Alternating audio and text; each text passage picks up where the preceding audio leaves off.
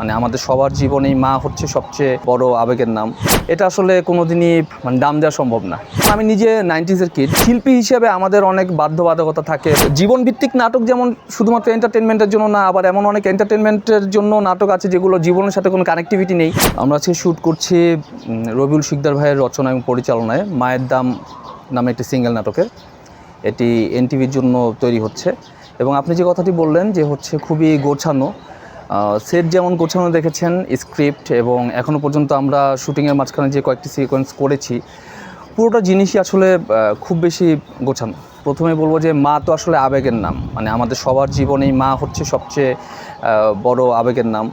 মা বাবা মানে এর চেয়ে বড় তো আসলে পৃথিবীতে কিছু নেই। এবং গল্পটির মূল উপজীব্য হচ্ছে এটাই যে হচ্ছে মা সন্তানের জন্য জীবনে আসলে কতটা স্যাক্রিফাইস করে, কতটা সন্তানকে ভালোবাসে, সেটাই আসলে মূল গল্প। এখানে আমি আমার মায়ের সন্তানের চরিত্রে অভিনয় করছি, আর আমার মা চরিত্রে অভিনয় করছেন সাবির আন্টি। সো এখানে আসলে মা সন্তান, তাদের ভালোবাসা, মায়ের স্যাক্রিফাইস, এটাই আসলে গল্পটার মূল বিষয়বস্তু। এটা কখনোই সম্ভব না, কারণ আমাদের জন্ম থেকে শুরু করে যখন মায়ের গর্ভে থাকি, সেখান থেকে যখন মা জন্ম দেন এবং মা বেড়ে তোলেন, এটা আসলে কোনোদিনই দাম দেওয়া সম্ভব না। এটা সত্যি যে অনেক সময় আমরা অনেক কিছু ব্যক্তি জীবনে উপলব্ধি করি না, কিন্তু যেমন এই স্ক্রিপ্টটা পড়তে গিয়েই আমি কিছু জিনিস খুব উপলব্ধি করেছি যে আসলেই তো যে মায়ের যে বিষয়টা আমরা প্রাত্যহিক লাইফে আসলে অনেক সময় বুঝি না। অনেক সময় দেখা যায় যে কাজের মাঝখানে আছি বা বাইরে কোথাও বের হয়েছি, মা কল দিচ্ছে, সাথে সাথে ধরতে পারছি না, বা কিছুক্ষণ পরে হয়তো বা কল ব্যাক করছি।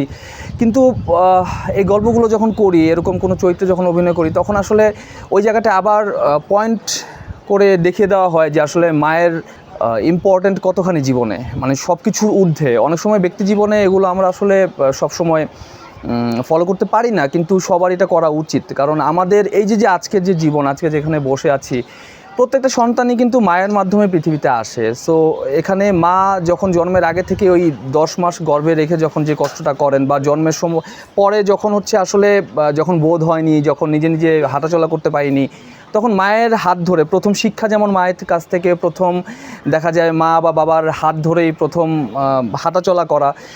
তো ওই জায়গায় আসলে এই রকম গল্পে বা এই ধরনের চরিত্র যখন আমরা করি, তখন আসলে এই জিনিসগুলো ভিতরে আসলে নতুনভাবে একটা ফিলের জন্ম দেয় যে আসলে মা বাবা কতটা জরুরি, কতটা important. Double million offer Walton fridge কিনে পেতে পারেন 20 লক্ষ টাকা, রয়েছে কোটি কোটি টাকার নিশ্চিত উপহার। অবশ্যই শুধুমাত্র বর্তমান সময়ের কথা বলবো না, সব সময়ের জন্য এটা উপযোগী। কারণ আমরা যখন, যেমন আমি নিজে 90s-এর কিড, আমরা যখন 90s বা আর্লি 2000-এ যখন হচ্ছে নাটক দেখতাম বা গল্পগুলো দেখতাম, বা আমাদের সিনিয়র যারা অভিনয় করতেন, আমরা কিন্তু সেখান থেকে শিখতাম।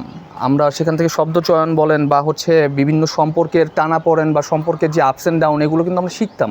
এবং নাটক কিন্তু আমাদের বাস্তব জীবনে একটা দর্পণ, এটা আমরা ছোটোবেলা থেকে পড়ে এসেছি বা আমরা যেটা জানি। সো ওই জায়গা থেকে অবশ্যই এই ধরনের নাটকগুলো বা এই ধরনের জীবনভিত্তিক নাটকগুলো খুব বেশি দরকার।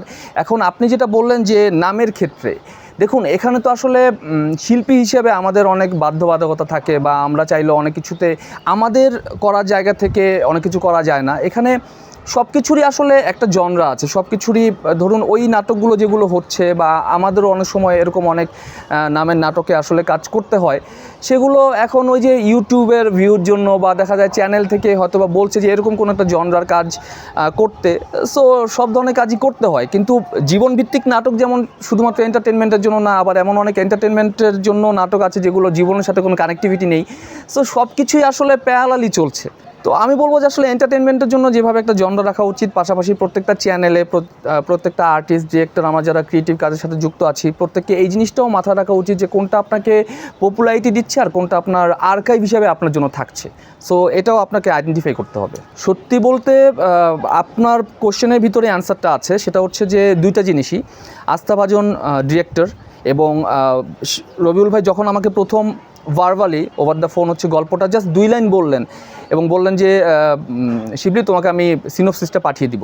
এবং সিনোপসিসটা পড়ার সাথে সাথে আমি ভাইকে বলছি যে ভাইয়া এই কাজটা করতে চাই আমরা একসাথে, কারণ গল্পটা এতটাই টাচি। এবং আমাদের সবচেয়ে মানে ভালো লেগেছে যে বিষয়টা, সেটা আমি এই জন্য থ্যাঙ্কস বলবো যে হচ্ছে আমাদের ডিরেক্টর রবিউল ভাইকে। কারণ হচ্ছে আমরা এখন না গল্পের মধ্যে আসলে ওই সমসাময়িক বিষয় বা হচ্ছে ইয়াং এইজ গল্পগুলো, এই প্রেমগুলো, এগুলো নিয়েই কাজ করতে চাই। সেখানে দেখা যায় মা বাবা তারা আসলে চরিত্রের প্রয়োজনে বা গল্পের ঠিক প্রয়োজনেও অনেক সময় থাকেন না, থাকতে হবে এই জন্য থাকে।